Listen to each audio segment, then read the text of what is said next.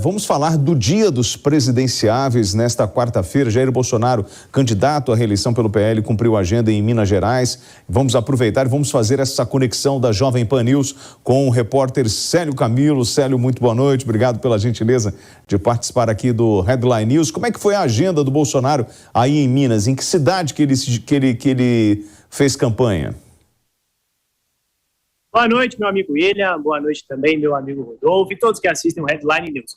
Primeiramente, eu continuo aqui na Praça da Liberdade, né? Diga-se de passagem, um dos lugares mais bonitos aqui de Belo Horizonte, onde o presidente falou para muitas pessoas em um comício. Mas antes da gente falar desse comício, o presidente chegou por volta das 13 horas no aeroporto da Pampulha. Ele chegou no aeroporto e foi rapidamente para a cidade de Betim, onde ele se encontrou com líderes evangélicos, prefeitos da região, apoiadores, e nessa reunião ele discursou para todos eles e nós vamos ouvir agora.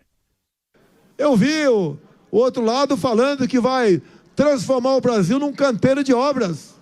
Olha, nós estamos fazendo o possível com o nosso Ministério da Infraestrutura. Com dinheiro da onde? Só o que ele desviou, o que ele endividou a Petrobras, foram quase 900 bilhões de reais. O equivalente a 60 vezes o gasto na transposição do Rio São Francisco, que nós terminamos.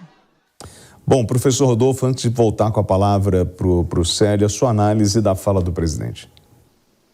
O presidente busca, né? Inclusive ele iniciou simbolicamente a sua campanha na semana passada em Juiz de Fora. Ele volta a Minas Gerais. Minas Gerais é o segundo maior colégio eleitoral, né? Existe aquela mística que acaba se materializando também na matemática, que desde a redemocratização, né? Desde as eleições diretas ali, a retomada em 1989, quem vence em Minas Gerais vence, né? A eleição presidencial. E Minas Gerais já é o segundo maior colégio eleitoral. Então, de fato, há essa mobilização e ele aproveita essas falas públicas exatamente para tentar mostrar argumentos, né? Ele coloca essa questão da transposição das obras de São Francisco, né? Que é algo que foi terminado na gestão do presidente Bolsonaro, e aí tem muito também a figura do ministro Tarcísio, que hoje é candidato a governador de São Paulo, e ele faz sempre, né? E tenta sempre fazer esse contraponto. Ambas as campanhas estão fazendo isso. A campanha de Lula compara-se com a gestão de Bolsonaro e a gestão de Bolsonaro, a campanha de Bolsonaro compara com de Lula. Então, cada uma das campanhas busca argumentos a seu favor e o presidente tem buscado, né, dentro desse sentido, fazer esse tipo de abordagem e buscando alguns colégios eleitorais muito estratégicos, como é o caso de Minas Gerais. Célio, a gente observou nas imagens aí realmente uma grande mobilização na chegada do presidente. Durante o discurso, você percebeu mais uma outra fala que chamou a atenção?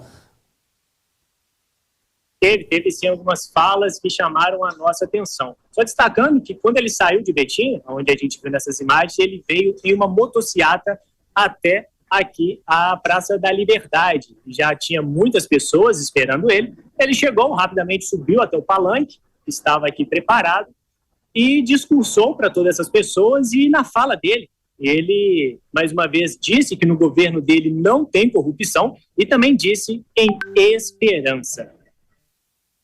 Experimentamos ao longo do nosso governo algo que não se esperava para o Brasil.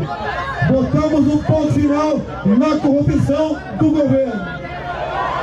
Começamos a dar esperança para esse povo. Com menos recursos se podia fazer muito mais. Mas ainda, pela primeira vez na história, escolhemos ministros sem indicações políticas. Ministros qualificados e habilitados para bem representar cada um de vocês. Célio, a distância de Betim até BH, a gente está falando de, sei lá, uns 40 quilômetros, 35, 40, por aí? Isso, um pouquinho menos. É uma distância bem tranquila de se fazer, né? Muitas pessoas de Betim trabalham em Belo Horizonte, então é um caminho que as pessoas estão acostumadas a fazer. Agora, o presidente, nós podemos ver, né, uma parte da sonora, depois também, ele criticou fortemente os países da América que elegeram presidentes de esquerda. E ele ainda disse que, ainda que todo o continente vestisse vermelho, o Brasil permaneceria vestido de verde e amarelo. Professor Rodolfo. Você fez uma referência interessante. A Betim é uma cidade que eu conheço, né? A última vez que eu estive em Minas Gerais, eu fui a Betim, que fica ali na região metropolitana. Bolsonaro bate muito na tecla da pauta de costumes, né? Que é algo que deu muito certo ali na eleição de 2018, e ele toca muito também nessa questão ideológica. Eu não diria, William, que a questão ideológica ela pesa tanto para a escolha do eleitor, né? Não exatamente é importante, mas ele bate muito nessa tecla. Então ele faz referência, né? Em várias falas públicas ele faz referências. Por exemplo, recentemente a Colômbia elegeu o seu primeiro governo de esquerda depois de muito, muito tempo. O Chile recentemente com Gabriel Boric, né? Também voltou. Lá no Chile funciona uma alternância de poder muito, muito interessante, né? Então, que vemos governos da Michelle Bachelet, que vemos governo do Sebastião Pinheira, que era agora o atual presidente, passou o cargo para o Gabriel Boric, o outro candidato era um candidato de extrema-direita.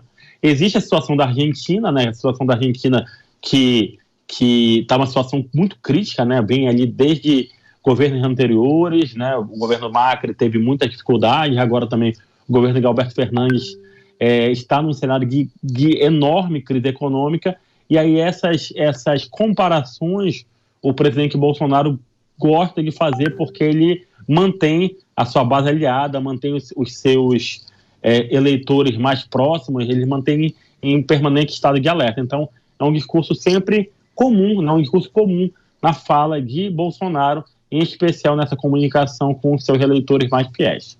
Célio Camilo, direto de Belo Horizonte, da Jovem Pan, Minas Gerais. Obrigado pela sua participação, uma ótima noite. Qualquer novidade, chama a gente aqui em São Paulo. Muito obrigado, William. E só ressaltando algo importante que o nosso cientista Rodolfo disse, Minas Gerais é o segundo maior colégio eleitoral, né?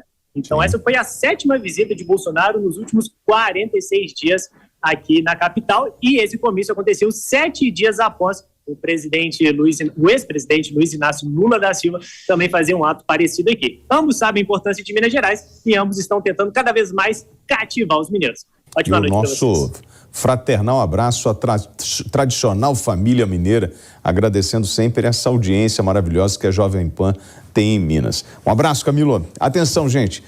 Como é que foi o dia hoje dos